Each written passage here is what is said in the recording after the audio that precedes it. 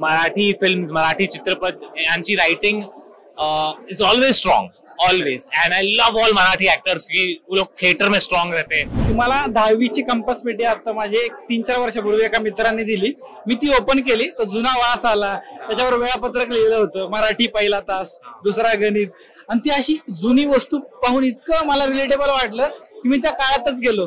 त्यामुळे मला वाटतं की त्या अशा वस्तू पाहूनही लोकांना रिलेट होईल आणि खूप छान वाटेल.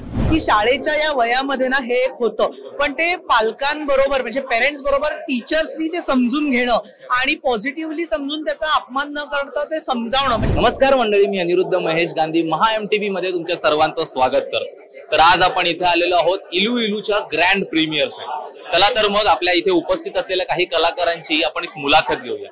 काय वाटतंय त्यांना या चित्रपटाबद्दल जाणून घेऊया. चला.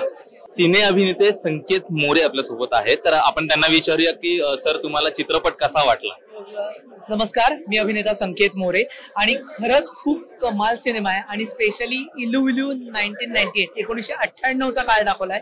अप्रतिम सिनेमा आहे आणि मला असं वाटतं की एक खूप छान मेसेज देण्याचा प्रयत्न केलाय. म्हणजे हसता हसता आणि प्रेमात पडता पडता आणि पटकन मनाला स्पर्शून जाताना एक छान गोड मेसेज त्यातनं देण्याचा प्रयत्न केलाय. सो मला असं वाटतं ही फिल्म प्रत्येक पेरेंट्सनी म्हणजे प्रत्येक पालकांनी आपल्या मुलांसोबत बघण्याची जास्त गरज आहे.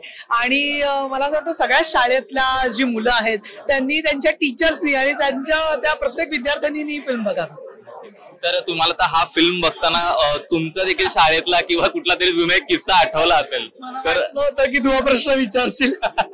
तो थोडा फक्त एक शेअर करा. येस डेफिनेटली शाळेमध्ये प्रत्येकाने त्यातला एक ना मला सिनेमाचा एक अजून एक सांगायचंय की एक खूप सुंदर मेसेज दिलाय की शाळेच्या या वयामध्ये ना हे एक होतं, पण ते पालकांबरोबर म्हणजे पेरेंट्स बरोबर टीचर्सनी ते समजून घेणं आणि पॉझिटिव्हली समजून त्याचा अपमान न करता ते समजावणं म्हणजे 4 गोष्टी चांगल्या सांगणं हे गरजेचं आहे. सो मलाही काही गोष्टी आठवल्या पण मी काही नाव घेणार नाही. पण एनिवे सो सम हाऊच्या ओल्ड मेमरीज आहेत पण त्या छान असतात आणि प्रेमाला वयाचं बंधन नसतं. त्यामुळे सगळ्यांनी प्रेम करावं, प्रेमात पडावं. पण त्याच्या मागची जी एक वन लाईन आहे ती ह्या सिनेमात खूप सुंदर सांगितली. सो मला असं वाटतं प्रत्येकाने आपल्या पेरेंट्स सोबत, आपल्या घरच्यांसोबत, आपल्या शिक्षकांसोबत किंवा आपल्या सगळ्या मित्रमैत्रिणींसोबत इलू इलू हा जवळच्या चित्रपटगृहात येतोय. नक्की बघा. आणि चित्रपटाचे निर्माते आणि माझे खूप चांगले मित्र अजिंक्य फाळके फिल्म्स, अजिंक्यनी कमाल फिल्म प्रोड्यूस केलेली आहे. खूप मेहनतीने, खूप चांगला निर्मिती मूल्य वापरून आणि खूप लॅविश आणि खूप रिच आणि तितकंच गोड गुलाबी अशी दिसेल असेल इलू इलू तुमच्या थिएटरमध्ये येतोय तर नक्की बघा. आपल्यासोबत सर आहेत. तर सर मला तुम्हाला प्रश्न विचारायचा आहे की विनोदी कलाकार म्हणून तुमची तर ओळख आहेच, संपूर्ण महाराष्ट्रालाच माहिती आहे. आणि एक खरं मनापासून वाटलं की शाळेमध्ये असतं ते PT टीचर आणि इंग्लिश टीचर यांचं एक काय रिलेशन वेगळंच असतं. तर जेव्हा तुम्हाला तुमच्या या भूमिकेबद्दल कळालं त्यावेळी तुम्हाला काय वाटलं? त्यावेळेला पहिलं आठवलं म्हणजे शाळेतले दिवस आठवले. नंतर शाळेमध्ये कुठल्या मॅडम आवडायच्या ते आठवले. कॉलेजमध्ये कुठल्या मॅडम आवडायच्या ते आठवलं. आणि खूप छान वाटलं. म्हणजे हा वेगळा म्हणजे असा खूप कॉमेडी रोल नाहीये हा, असं सिच्युएशनल कॉमेडी. आणि मग ते तिला बोलून द्यायचं नाही वगैरे ह्या ज्या गोष्टी आहेत त्या ज्या घडत असतात. तर म्हटलं लगेच म्हटलं अरे खूप छान कॅरेक्टर आहे. फक्त मला वाटतं की जरा आणखीन मोठं असतं तर त्याची लेंथ आणखीन मजा आली असते. आणखीन एवढंच वाटतं. बाकी छान आहे. 31 जानेवारीला रिलीज होतं. खूप गोड पिक्चर आहे. म्हणजे गोडवा असतो ना सिनेमाचा, तो गोड पिक्चर आहे. तुम्ही चित्रपटगृहात जाऊन आवर्जून बघा, तुम्हाला नक्की आवडेल. आशिष चंचलानी सर देखील आपल्या सोबत आहे. तर सर तुम्हाला चित्रपट कसा वाटला आणि तुमचं ऑनेस्ट मत काय आहे चित्रपटाबद्दल, काय सांगा? खूप छान पिक्चर असते. मी मराठीमध्ये ट्राय करतोय, बोलतोय.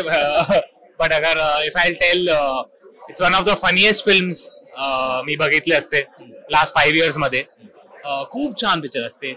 रायटिंग सॉलिड असते, डिरेक्शन सॉलिड असते. माझा मित्र असते पिक्चर में एली. Wonderful job she has done. But I think this is one of the funniest films I have seen in the last 5 years. आणि मराठी फिल्म्स, मराठी चित्रपट यांची writing is always strong, always. And I love all Marathi actors की वो लोग theatre में strong रहते हैं. उनका कॉमिक टाइमिंग बहुत. इनफैक्ट मेरा जो नेक्स्ट प्रोजेक्ट है उसमें भी मैंने 2 बहुत ही अच्छे मराठी एक्टर्स कास्ट किए. So I am rooting for this film. I hope ये पिक्चर ब्लॉकबस्टर हो. एंड मेरा तो इतना मन है, मैं पिक्चर को हिंदी में रीमेक करना चाहता हूँ. इतनी बढ़िया लिखी हुई है. So love to the team, very well made man. And it's high time. हमें काफी टाइम से महाराष्ट्र के बॉक्स ऑफिस पे कॉमेडी पिक्चर की जरूरत थी. आई थिंक इलू इलू इज द वन. सर जर तुम्हाला एखादा मराठी चित्रपट करायची संधी मिळाली तर तुम्ही काय करू शकता, म्हणजे काय काय रिॲक्शन असेल तुमची? अरे आम्ही फुल एक्साइटेड असते. मला मराठी ऑडियन्स जाम आवडते. माझा मित्रमंडळ असते कॉलेजमध्ये, सब मराठी है and it would be an honour to work in a Marathi film in any manner, because अगर आप इतने अच्छे एक्टर्स के साथ काम करते हो, I will only learn and learn from them always. So it's crazy film. I recommend everyone to watch this film. Very good film. इलू इलू चित्रपटाचे दिग्दर्शक आहेत आपल्या सोबत अजिंक्य फाळके सर.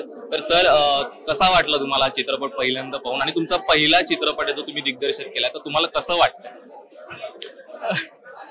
ऍक्च्युली छान वाटतंय की सगळे ऍप्रिशिएट करतात. मला थोडे धक्केच बसलेले की यार काय वाटेल, म्हणजे मी थोडा नर्वस होतो की यार पब्लिकला आवडतं, कारण खूप घाबरून आहे ऍक्च्युली की लोक नुसते बोलतात मराठी फिल्म चालत नाही आणि कमेंट्स करतात साऊथला शिका, साऊथचं जरा शिका वगैरे असे खूप कमेंट करतात, आणि त्या ह्याच्यातनं लोकांच्या एक चांगल्या प्रतिक्रिया येतात आणि आवडतंय आणि खूप मनापासून केलेला सिनेमा आहे आणि त्यामुळे असं भारी वाटतंय आज. आणि आम्ही सर पण आले आज आणि त्यांनी अप्रिशिएट केलं. मला असं वाटलं की यार मिस्टर परफेक्ट त्यांना म्हणतात, त्यांनी अप्रिशिएट केलं, त्यांच्यापेक्षा मोठं कोण आहे आता, की एक आहे आवडेल सगळ्यांना. तर चित्रपट निर्मिती करताना तुमच्या समोर काय आव्हानं आली होती, म्हणजे काय काय काय केलं त्यासाठी तुम्ही? सर पहिलं आव्हान म्हणजे एक चित्रपट करताना सुरुवातीला आलं की एक पैसा मेन असतो, तर ते पैसा जनरेट करणं, मग वडिलांना कन्व्हिन्स करणं, फिल्म करण्यासाठी. त्यात पहिली फिल्म, एक तर डिरेक्शन पहिलं, ते इंडस्ट्री पूर्ण ते काहीच माहित नव्हतं ना, तर एक पूर्ण ते अभ्यास करत करत इंडस्ट्री माहीत झाली, फिल्म पाहायला गेल्या आणि एक मी मजा करत करत एक फिल्म मेकिंग शिकलोय आणि आज तुम्ही दिसताय ऍक्सिडेंटली झालेलं प्रोडक्ट. पण खूप छान, तसं म्हणतो नाही, पण एक प्रयत्न करत करत म्हणून काही होत गेलं ते, गॉड ग्रेस. नक्कीच नक्कीच तुमचा चित्रपट खरंच लवकरात लवकर, आता तो 31 तारखेला येणारच आहे, सगळेच पाहणार आहेत तो. तुमच्या चित्रपटाला MHAMTV कडून खूप खूप शुभेच्छा. आणि तुम्हाला आवडला का? हो हो सर, खूप आवडला, प्रचंड आवडला. सर आणखीन एक विचारायचं होतं की इलू इलू ही जी प्रेमाची कथा आहे, हा चित्रपट बनवताना तुम्हाला देखील तुमचे असे काही म्हणजे जे असतात ना की आपण एखादी गोष्ट रिलेट करतो की अरे हा हे माझ्यासोबत कदाचित झालं, असं तुम्हाला कुठलं काही आठवतंय का, की शाळेतलं असेल पहिलं प्रेम किंवा दुसरं कुठलं पहिलं प्रेम? रिलेट म्हणजे अनेक गोष्टी रिलेट झाल्या आणि ज्या रिलेट झाल्यात ना त्याच मी टाकलेल्या आहेत. म्हणजे एक छोटं की मॅडमच्या बद्दल चर्चा असते आपली, आणि मला वाटतं प्रत्येकाला एक तरी प्रसंग यातला रिलेट होईल, प्रत्येकाला.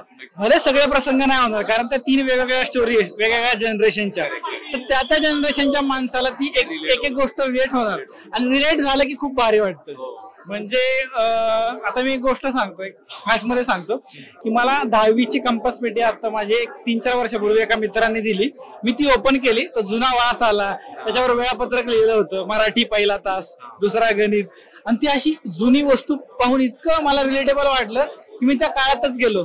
त्यामुळे मला वाटतं की त्या अशा वस्तू पाहूनही लोकांना रिलेट होईल आणि खूप छान वाटेल. ते आपल्या सोबत सर आहेत, तर सरांनाच आपण काही प्रश्न विचारूया. सर हा चित्रपट आता तुम्ही केला, म्हणजे छोटा अनिकेत मोठा अनिकेत झाला, आणि त्याचा प्रवास म्हणजे त्या गाडीचा आवाज ऐकल्यानंतर पण तो कुठेतरी त्या प्रेमाला शोधतोय अजूनही. तर एकंदरीतच या प्रेमाबद्दल काय सांगाल, म्हणजे 90sचं प्रेम आणि आताचं प्रेम यामध्ये? ठहराव जो नाहीये, मी प्रमोशनच्या वेळेला पण म्हटलं होतं की आत्ताचा प्रेम किंवा प्रेम मिळवणं या गोष्टी खूप सोप्या झाल्यात का काय असं वाटतं मला कुठेतरी, माणसं दुरावल्यामुळे.